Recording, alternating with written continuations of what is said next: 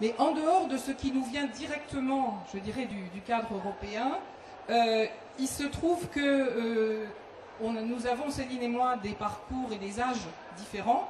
Moi, je suis d'avant le cadre. Elle est née avec le cadre. Et donc, nous avons aussi des visions méthodologiques pas forcément différentes, mais historiquement, je dirais, datées. Et je pense que ça a été un échange extrêmement fructueux de comparer ces différentes perspectives. Et en dehors de ce qui est impliqué par le cadre, on avait toutes les deux un certain nombre de convictions, de choses qui nous semblaient importantes de faire passer dans une méthode. On en a identifié 3, là il y en aurait sans doute d'autres, mais celles qui nous paraissent les plus importantes. La première, pour moi la plus importante, c'est de ne pas oublier de travailler dans une approche interdisciplinaire.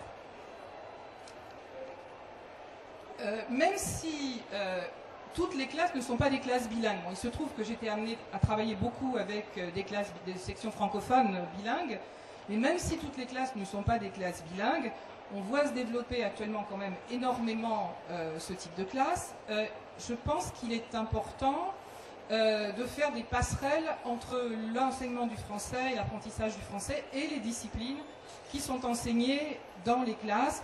De nombreux programmes scolaires le prévoient déjà, en Espagne, en Italie, en Pologne, et puis j'oublie bien évidemment des pays.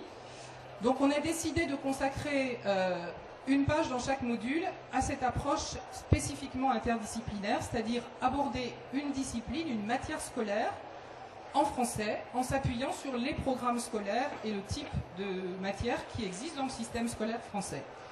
Donc on va les balayer très rapidement. Vous trouverez une page consacrée aux mathématiques, à l'informatique.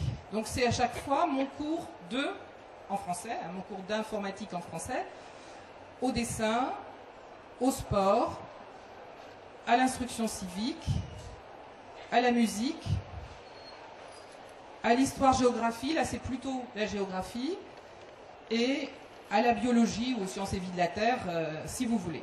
Bien évidemment, cette page est toujours en lien avec le contenu et la thématique de l'unité pour qu'il y ait une cohérence dans l'approche.